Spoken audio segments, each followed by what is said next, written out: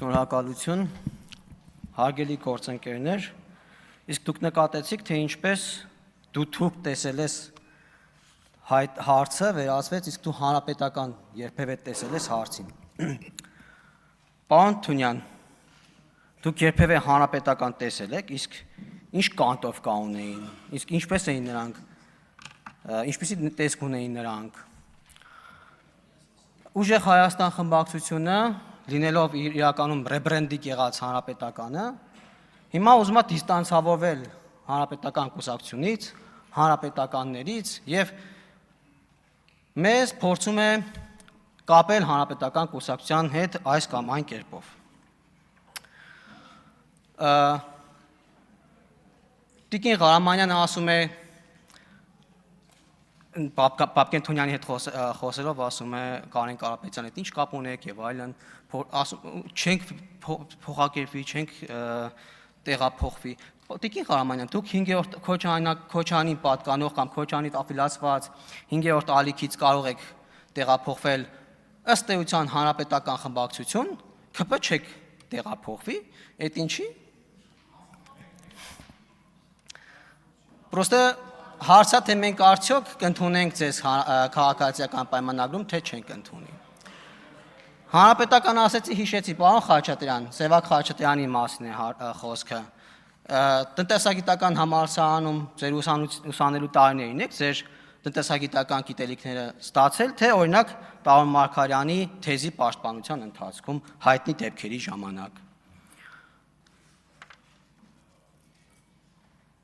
Եվ անդրադառնալով տնտեսական թեմաներին շատ քննարկվեց ռուս-ուկրաինական պատերազմի ազդեցությունը Հայաստանի տնտեսության վրա եւ հնայի վրա, ու պարոն Ֆարմանյանն էր, որ իմ հարցին ի պատասխան ասաց, որ ռուս-ուկրաինական պատերազմը բացառապես դրական էֆեկտ է տվել Հայաստանի տնտեսության վրա։ Պարոն Ֆարմանյան, թույլ տվեք իմ շատ վատ տնտեսագիտական գիտելիքներով, որովհետև ես այդ ոլորտում չեմ աշխատել կամ շատ կարճ եմ աշխատել, բայց կասկածի տակ դնել ձեր մասնագիտական որակները, որովհետև ինչպես կարելի է ռուս-ուկրաինական պատերազմի մասին խոսել, բացարձակապես նկատելով միայն այն դրական էֆեկտները, որ այն թողել է Հայաստանի տնտեսության վրա, չնկատելով օրինակ բացասական հետևանքները կամ ազդեցությունները։ Օրինակ, երբ մատակարարման շղթաները փոխվում են, պարոն Ֆարմանյան, դա ազդում է մեր տնտեսության վրա, թե չէ։ Օրինակ, ներմուծվող ապրանքների գների առաջացած դեֆիցիտը մեր տնտեսության վրա ազդում է, թե չի ազդում։ Պարոն Ֆարմանյան եւ ընդհանրապես մյուս պարոն Մանուկյանն էլ, մյուս գործընկերներից շատերն էլ խոսել էին, նախորդ բանախոսներ էր խոսում։ Օրինակ, արտահանման համար ժամանակ մեր դրամի արժևորումը ազդում է մեր տնտեսության վրա, օրինակ մեր մրցունակության վրա, մեր արտանողների, թե չէ։ Այդ ռուսաստանցի ներգաղթյալների հոսքը ազդում է մեր մոտ գների վրա, գների բարձրացման վրա, թե չէ, օրինակ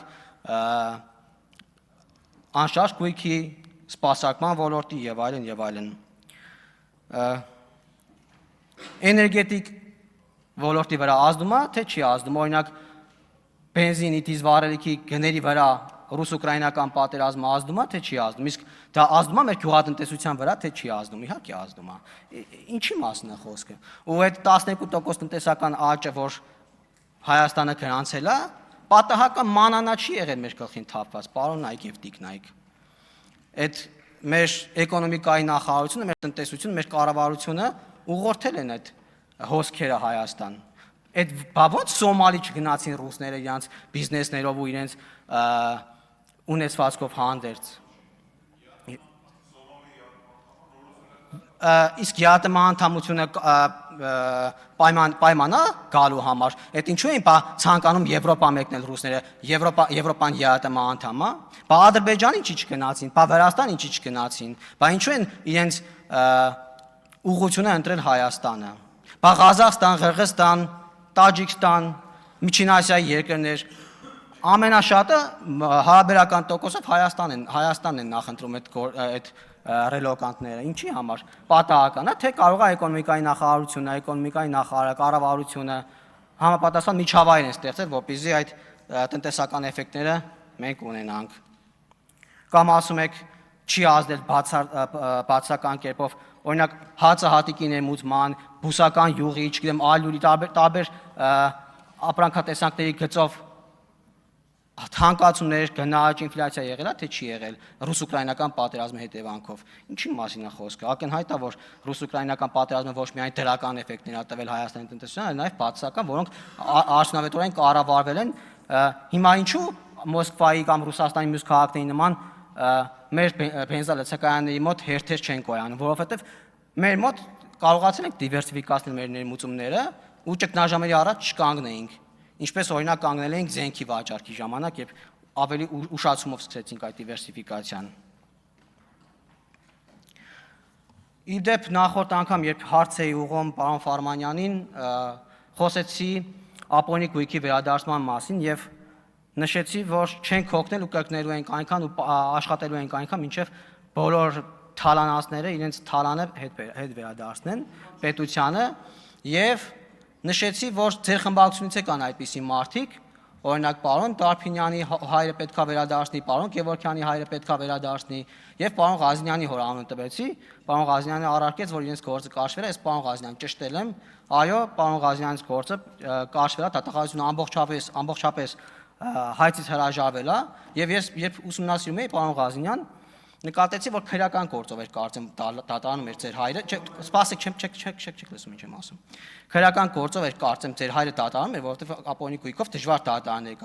ներկայացնել կամ ինչ որ գործի շրջանակներում էր ամեն դեպքում։ Ձեր տատին էր։ Ձեր հայրը այնտեղ էր եւ նիստից հետո ճեպազրույց էր տվել լրագրողներին, ասեց փաստորեն արդարադատություն կա։ Ենթադրում եմ, որ ձեր սրտով էր լուծվել հարցը, հիմա ինչ նկատեցի, պարոն Ղազնյան, որ դուք անընդհատ գալիս եք այստեղ ասում եք, որ քաղաքական հետապնդումներ, արդարադատության համակարգի ճգնաժամի մեջ է, որ քաղաքական հետապնդումների տեղ ունեն, քաղբանտարկյաններ ունենք եւ այլն, հիմա պարոն Ղազնյան, կողմնորոշվեք, դատարանները անկախ են, թե մեր ենթակայության տակ են։ Եթե մեր ենթակայության տակ են, դուք ո՞նց եք արդարացվում, ո՞նց են այդ հայցերը հետ կանչվում, ո՞նց է Ռոբերտ Քոչարյանը ազատության մեջ, ո՞նց է ձեր դաշինքի իրական հերոս Սերժ Սարգսյանը ազատության մեջ։ Մի տենց արձագանքեք, Սերժ Սարգսյանը իր բարերով է ասել, որ ուղիղ չի մասնակցում, բայց ոչ ուղղակի մասնակցելու է ընտրություններին եւ տեսնում եք ձեր ֆրակցիայի մի մասը հանրապետականն է, մյուս մասն էլ աֆիլացված է հանրապետականի։ Մի խոսապեք հանրապետականի հետ աֆիլյացիայից, պարոն Կարապետյան։ Գոնե դուք մի խոսապեք, ասենք ձեր հայրը հանրապետական երկարամյա գործիչ այլ է։ Ինչ է նշանակում հանրապետականից սահմանազատվելու ձեր փորձերը։ Էնե ձեր։ Լավ, գոնե ձեր կողքի պարոն Աբրամյանը կարող է, ես չգիտեմ իր կենսագրությունը, բայց ամեն հավանականությամբ այդպիսի ուղիղ կապեր երևի չունի կամ ունի կամ այդպես բացահայտ չի։ Գոնե դուք մի փորձեք սահմանազատվել հանրապետական կուսակցությունից։ Թրիպի մասով դուք, պարոն Կարապետյան, ասում էիք 20 մետր հեռավորության վրա Իրանի սահմանից, երբ կա Բահրեյնի օրինակը, Էմիրատների օրինակը, ինչպես կարող է թրիպը գործել, եթե երաշխավորներ չկան, եթե մյուս պետությունները չեն մասնակցում դրան, եթե Ռուսաստանը, Չինաստանը, Իրանը, եթե դեմ են դրան, ինչպես դա կարող է գործել։ Եվ պարոն Կարապետյան, Իրանը ենթադրենք ձեր ասածով Իրանը դեմ է, շատ դեմ է։ Եվ պարոն Կարապետյան, ինչ ենք անելու։ Մենք մեր խնդիրները չենք լուծելու, որովհետև Իրանը դեմ է, թե մենք աշխատելու ենք այնպես անել, որ մեր շահերը առաջ տանենք։ Օրինակ, եթե էգզիստենցիալ խնդիր ունենք մենք էգզիստենցիալ խնդիր ունենք ու մյուս երկրի շահին ինչ-որ կերպ չի սպասարկվում։ Մենք որը պետք է ընտրենք, մեր էգզիստենցիալ խնդիրները, թե այլ երկրների շահերը։ Ակնհայտ չի, որ մենք պետք է ուղղակի այդ մեր բարեկամական երկրների հետ հարաբերություններում գնանք ու իրենց մտահոգությունները փաթելով մեր խնդիրները լուծենք։ Դուք առաջակ չեք ներկայացնում, ասում եք Իրանը դեմ է, Ռուսաստանը դեմ է, Չինաստանը դեմ է, ուրեմն ինչ թրիպը չի կարող գործել, որովհետև Բահրեյնի ու Էմիրատների օրինակը կա։ Ինչ անենք, թրիպը չանենք, պարոն Կարապետյան։ Մենք գիտենք, որ ձեր նպատակը այստեղ հայտնվելու հիմնականում առաջին նպատակը թրիպը չեղարկելն ու խաղաղության օրակարգը չեղարկելն է։ Մենք գիտենք դա, բայց դա չի ստացվելու ձեր մոտ։ Մեր ժողովուրդը իր ընտրությունը կատարել է վերջին ընտրություններին ու ընտրել է խաղաղությունն ու ապաշրջափակումը։